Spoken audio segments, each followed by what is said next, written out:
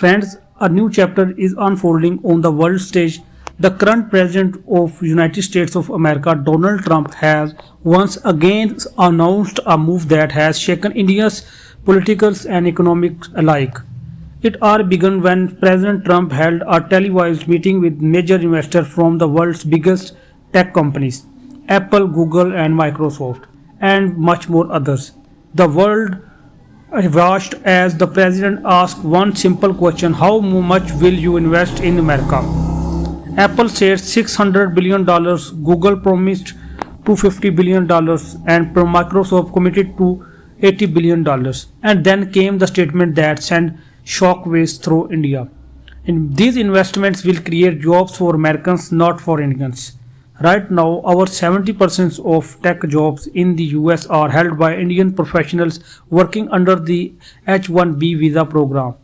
This visa has long been the backbone for thousands of Indian workers in the US, sending nearly $250 billion in remittance back to India every year.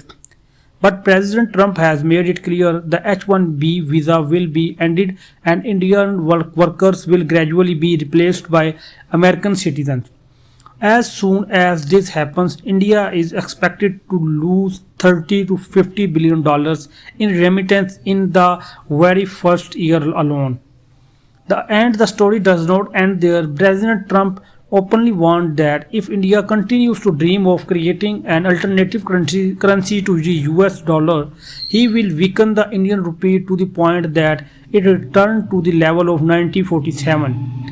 Right now, $1 equals 89 Indian rupees.